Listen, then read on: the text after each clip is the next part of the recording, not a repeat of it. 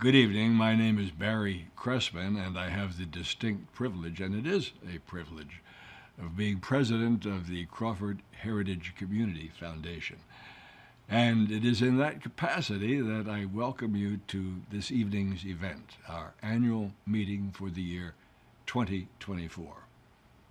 Each year at this time, as I think about the annual meeting, I'm reminded of how roughly 3 decades ago the foundation was really nothing more than an idea that was struggling to be born, to be quite frank. And even at the time of our formation in the year 1998, it was a puny foundation. The amount of money available to us was very small. The number of grants we were able to make was tiny in number, and the grants were exceedingly tiny.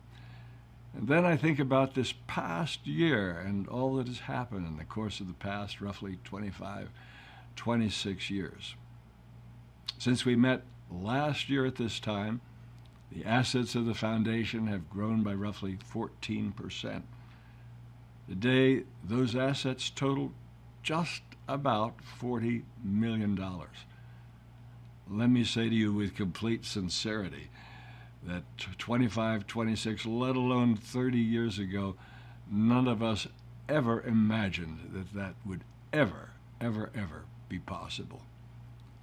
But thanks to that $40 million, since we met last year, we have been able to make, through your generosity, your kindness, your energies, grants to more than 70 nonprofit organizations and agencies in our county and its various communities. Not just tiny token grants, but in some cases major grants that have made significant difference in the life of those organizations that are dear to you and to all of us. Since last year at this time, we've been able to make more than 100 scholarship gifts to young men and women entering college. If you're a parent or a grandparent, you know how tuition, room, and board has escalated in the course of the past few years. Without those scholarship grants, those young men and women, some of them at least, would not be able to make even the tiniest step towards accomplishing their hopes, their dreams, and their goals. All this is possible not just because of our dedicated board of directors, and they are very dedicated men and women, not just because of our exceedingly committed staff, and they are committed, but because you have believed in us, you have encouraged us. Your encouragement has been unflagging across the decades, and we're most grateful for that. Let me say also that since last year at this time, we marked the 4th anniversary of what we used to call Crawford Gives Day. But in more recent years, it's become Crawford Gives Days. And in the calendar year 2024, it will in fact expand to 4 days in August. In the course of all of this, you're invited to make contributions to your favorite charity or charities. And through the efforts of the foundation, those gifts are expanded and amplified. And I know that through those gifts this past year, roughly 163 organizations were able to do things that they quite otherwise would be totally unable to accomplish. All this is happening because you believe in what we are doing, because you believe, along with us, in an ever brighter future for our county and its communities. So let me close by, first of all, once again, thanking our board of directors. They are very committed men and women. I want to thank Christian Marr, our executive director, his hardworking and exceedingly competent staff. But once again, let me say that most of all, I want to thank you, because without you and your belief in us and your generosity, it would be impossible for us to have accomplished the things that we have accomplished.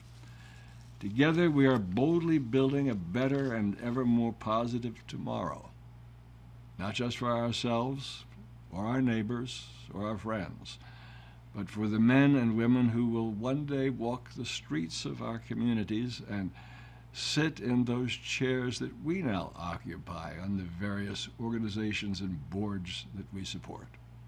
So, once again, thank you so very much for joining us for this celebration of not only what we are, but also what we hope to be.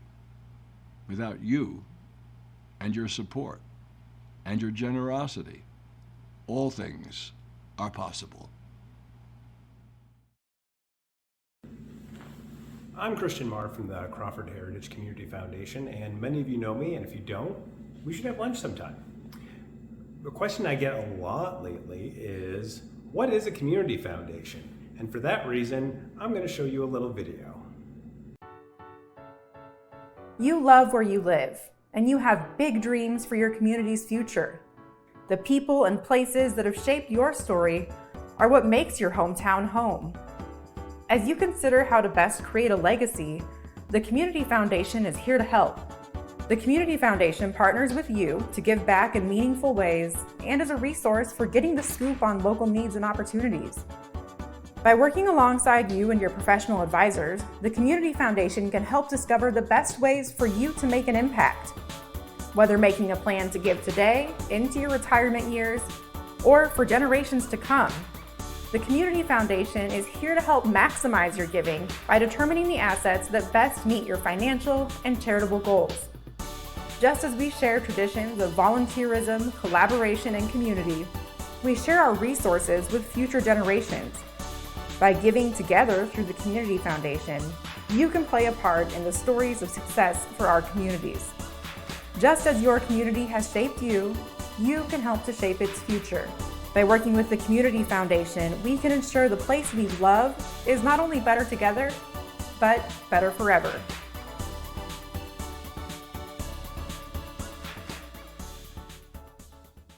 Now that we've gotten that out of the way, we're going to talk to you a little bit about what we've done over the past year.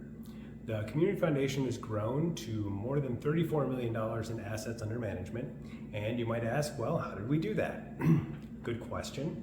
And we did that through smart investing of the money that we've been given. Our board of directors has done a fantastic job of overseeing the monies that have been given over the last 25 years and making sure that they're invested in a way that's going to continue to grow in perpetuity.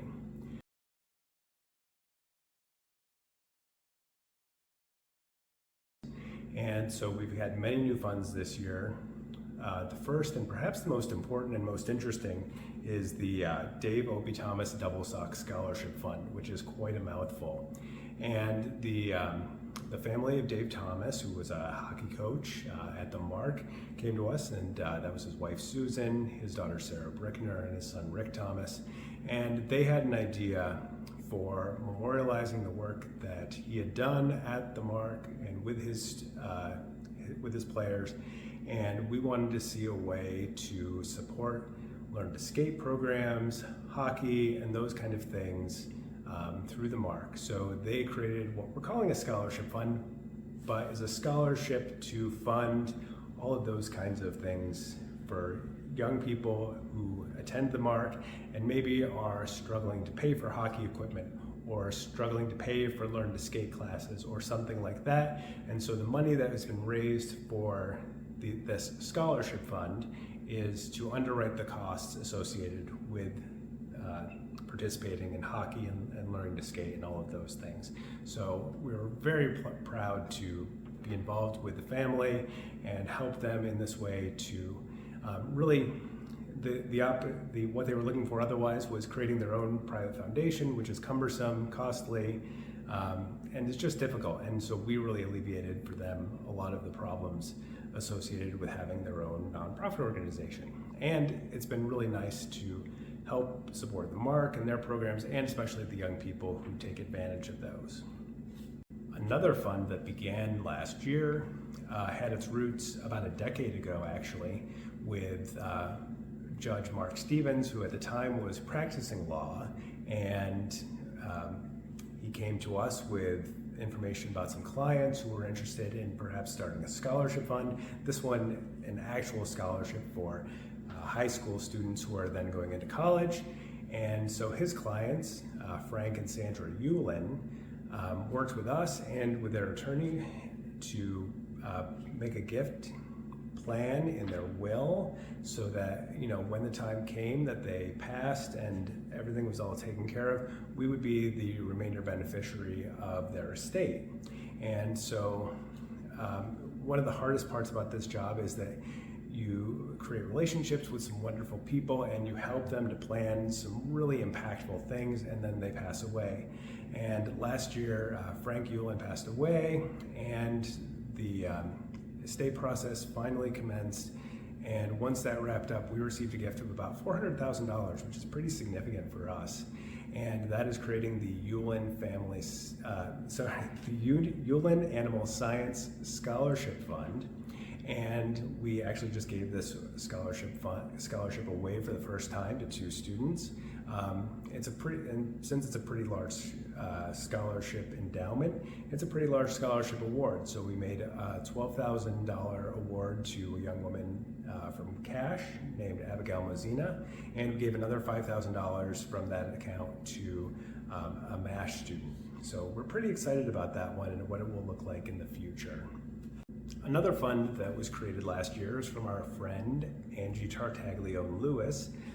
Angie has had another fund with us for quite a while, a scholarship fund that's named for her and her husband, but Angie knew also that there are needs with all of the cemetery associations in our county, and that all of them in some way struggle with keeping the lawns mowed and monuments maintained on all of that work. And so she has many family members at St. Agatha's Cemetery and St. Bridget's Cemetery.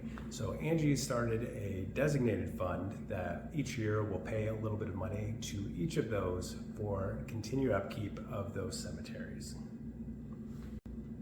We also had Dave Masters from the Hatch Cemetery Association approach us about creating an organizational endowment to benefit that cemetery, as they have run into also the same issues that many of the cemeteries locally have.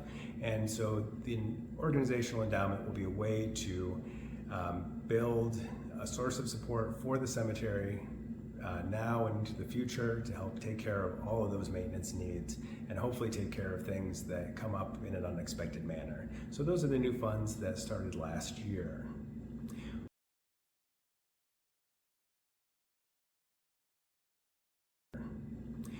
Also, we've been continue to run our Crawford Gives program, which doesn't necessarily raise money just for us at the foundation, but raises money for 172 last year different nonprofit organizations in our county.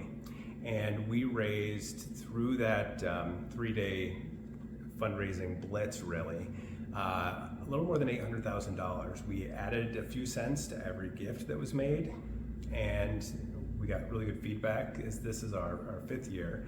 And so we'll be doing this again in August of this year, and we're pretty excited about that.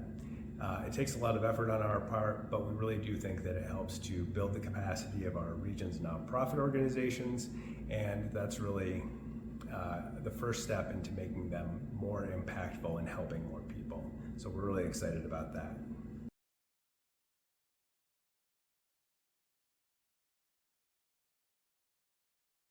More important than the money that we receive and that we invest is the money that we give out, the money that we use to make an impact in our community. And we do that through grants and scholarships.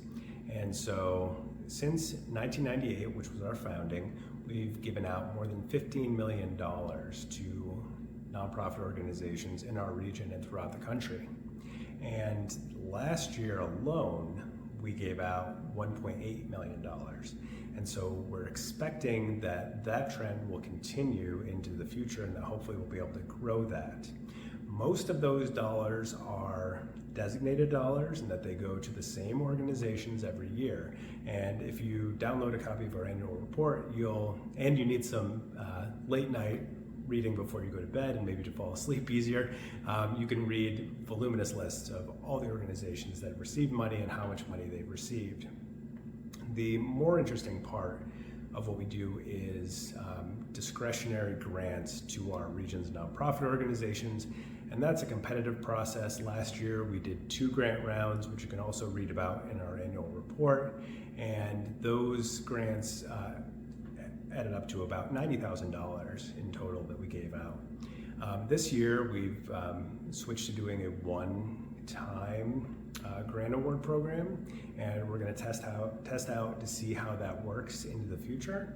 And the other news about that is that you can go and also read the more exciting part of our annual report, which lists all of the discretionary grants that we made and how that money is having an impact in the community, and why we're so grateful to you and our other donors for helping to build those sources of unrestricted and discretionary grant funding. So thank you for everything that you've done for us in the past year.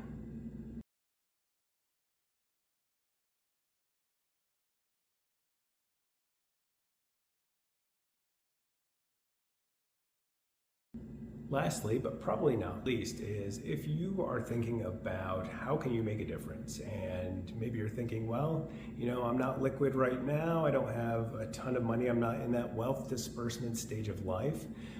Think about in the future, when you've talked to your family and you've made plans to take care of them.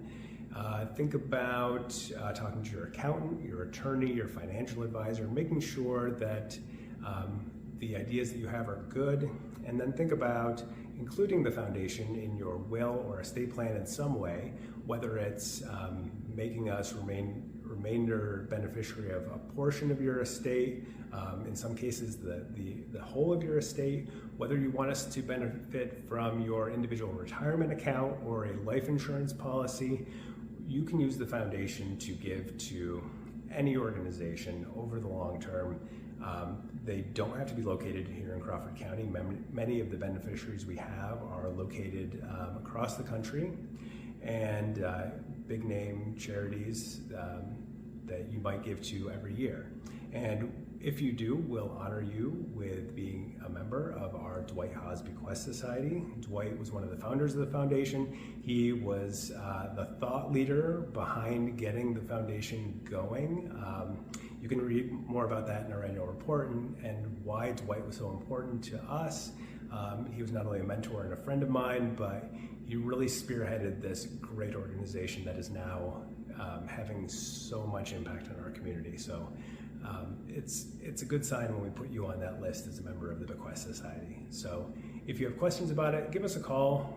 We can have coffee or lunch and talk in more detail about it. And thank you to everyone who's given to us in the past year. We really do appreciate everything that you've done, and every dollar that you've given is having an impact on our community. Thank you.